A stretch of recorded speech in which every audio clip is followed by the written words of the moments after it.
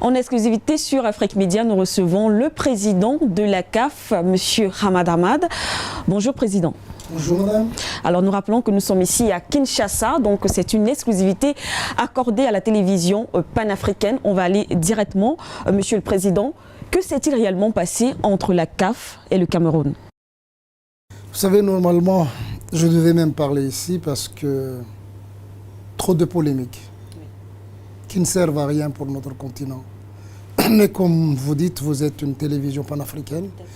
Nous, notre démarche, et ce qui nous anime dans la gestion de la CAF, c'est ce panafricanisme. Et tout ce qu'on a fait depuis, peut-être que vous avez suivi, c'est toujours dans l'intérêt de notre continent et surtout,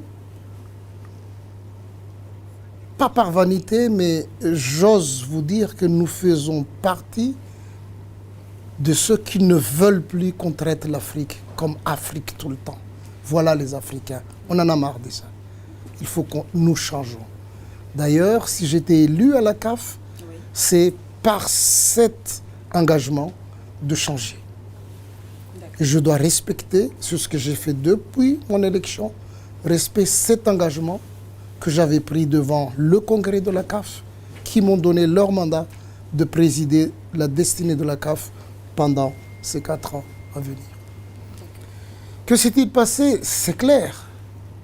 Il ne faut pas chercher loin. On a suivi, c'est un héritage que nous devons assumer et on l'assume. La CAN a été attribuée 2019 au Cameroun, 2021 à la Côte d'Ivoire. On a fait déjà ces 2 pays des visites d'inspection, une seule fois en Côte d'Ivoire, mais au Cameroun plusieurs fois. La CAF a dépensé beaucoup d'argent pour suivre, pour accompagner le Cameroun, pour rappeler que ces travaux-là nécessitent des accélérations. Vous savez que la CAN a été attribuée en 2014. Ce n'est pas à moi, à vous, les médias d'investigation, de voir à quel moment ont commencé les travaux. Lorsque on a fait les visites, on a pris des cabinets privés, Roland Berger, renforcés par l'administration technique, et on a annulé même les membres du comité exécutif pour les visites d'inspection, parce que nous sommes des politiciens. Et de 2, on a monté une commission des spécialistes en sécurité qui ont fait des visites. Et si je vous dis même les gens qui ont composé cette commission, c'est un général, ancien président de fédération de Rwanda, qui était chef de mission des Nations Unies pour la sécurité du côté de Mali, si je ne me trompe pas, le président de Niger, de la fédération, un colonel-major qui est habitué à des sécurisations dans les pays du Sahel, et 2 spécialistes de sécurité de la FIFA qui sont venus. Sont partis voir. Et on s'est réunis parce que la date limite pour nous était ce mois-ci. Il y a nos partenaires. Vous savez que c'est la CAN qui fait vivre le football africain. Tout à fait. Et puis surtout, c'est, quoi qu'il en soit, c'est l'étendard même, c'est le summum des compétitions en matière sportive en Afrique. En Afrique, effectivement. Le changement que nous voulons, c'est ça. Et le changement, lorsqu'on l'a pris comme engagement, on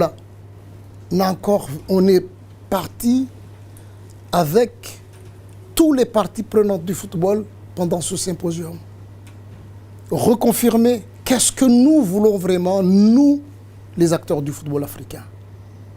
Voilà les différents éléments qui ont confirmé et nous avons validé par le comité exécutif et approuvé par le congrès de la CAF. Donc ce sont des décisions légitimes et légales que nous avons prises. On a fait le tour, on a analysé les différentes. À l'unanimité, je peux vous dire, aucun des membres du comité exécutif, les 20, ce jour-là, il n'y avait pas 22, mais 20 membres du comité exécutif on dit, nous ne pouvons pas. Ce n'est pas possible d'organiser Ce n'est pas possible aujourd'hui, pour cette année-là, d'organiser la CAN au Cameroun. Mais, conscient de la situation, des efforts entrepris, et surtout de l'engagement, j'ai rassuré mes membres parce qu'ils n'étaient pas là, c'est moi seul qui a rencontré le président Biya. J'ai vu son engagement, sa volonté réelle pour ce CAN. Moi j'ai dit, nous ne pouvons pas faire autrement. Les règlements, c'est le comité exécutif qui l'a mis en place, depuis l'ancien. Alors, on peut faire d'entorse. Parce que le règlement, lorsqu'on retire, on retire carrément. On ne va pas redonner d'autres opportunités. Mais devant ce fait-là, nous avons dit non, nous ne pouvons pas faire ça. Alors pour qu'on comprenne très bien, s'il vous plaît, Président, qu'est-ce qui a réellement bloqué? Quel a été le réel problème? Les infrastructures? Les infrastructures, vous le savez très bien, les infrastructures, il y a certains même à 55% de la finition, et nous ne pouvons pas aller dans un stade ou dans un hôtel qui vient de se terminer emmenant 500 jeunes footballeurs professionnels. Et il y a aussi le rapport, tout ça rajouté par le rapport de la visite d'inspection qui ne nous... Et même on reçoit des informations.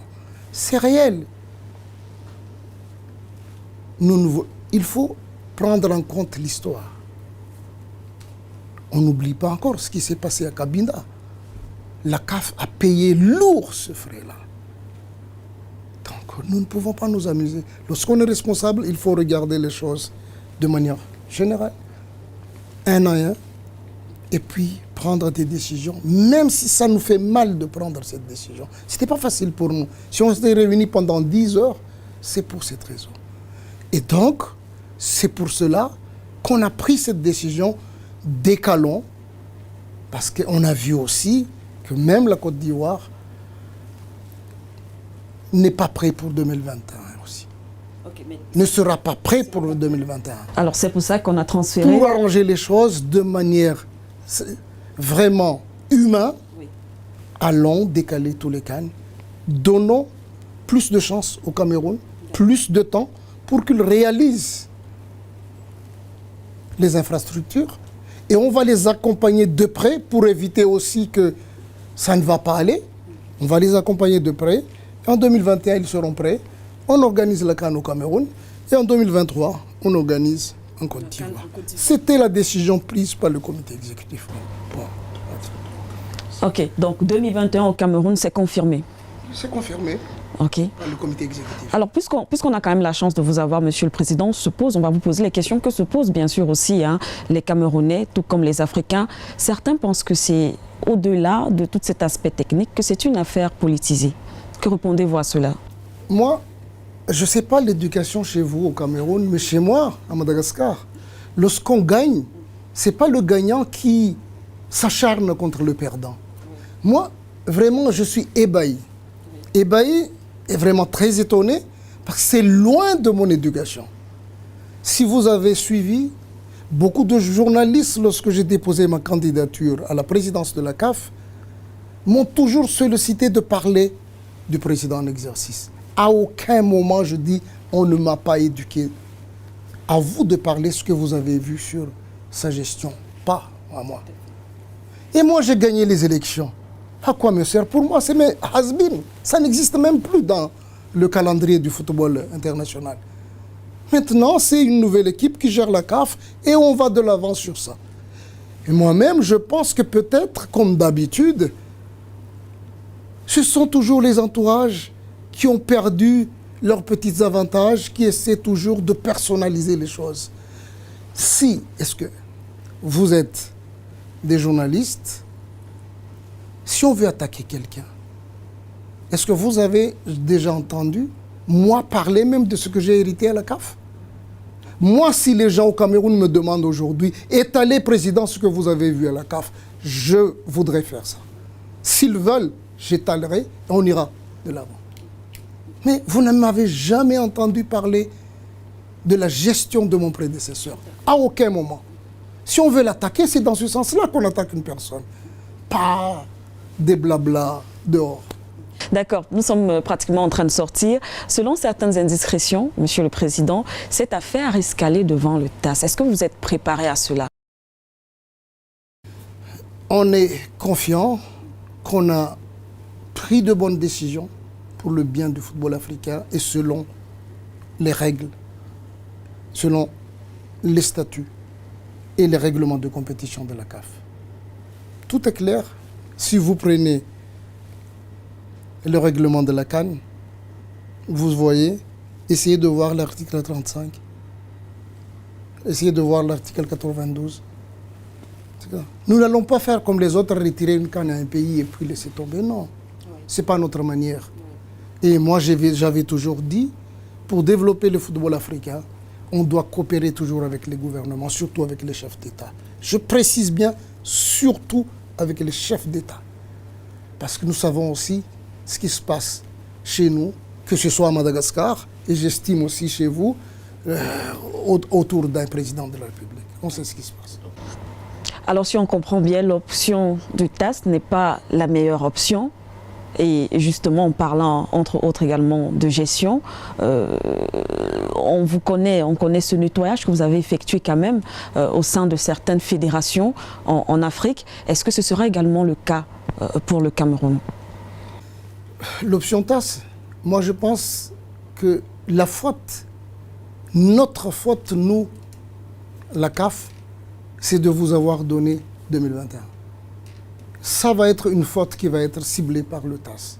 Parce qu'aucun règlement ne nous permet de vous attribuer ça. Qu'on joue le jeu, on y va. Si c'est ça l'option choisie par le Cameroun, on va y aller. Quant aux fédérations, je pense qu'on fait des efforts aujourd'hui d'assainissement. Et je remercie, je ne vous cache pas, le président de l'Union africaine actuelle, M. Kagame, qui a accepté dernièrement, on a discuté avec lui plusieurs fois, moi-même et le président de la FIFA, Gianni, qu'on est en train de continuer les réformes, surtout l'assainissement et la lutte contre la corruption dans le football africain. Ça existe, il faut le dire. Oui. On l'a déjà commencé au niveau de l'arbitrage et on va continuer. Ce n'est pas encore sorti de l'auberge, mais on va continuer. Et au niveau des fédérations, on va continuer aussi. Pour que, au moins, les apports, surtout internationaux ou même des gouvernements, dans le développement du football, c'est dans le développement de la jeunesse d'une manière générale, soient vraiment utilisés à bon escient. Voilà notre objectif. Voilà, merci en tout cas. Merci à vous, Monsieur le Président, d'avoir accepté de répondre à nos questions.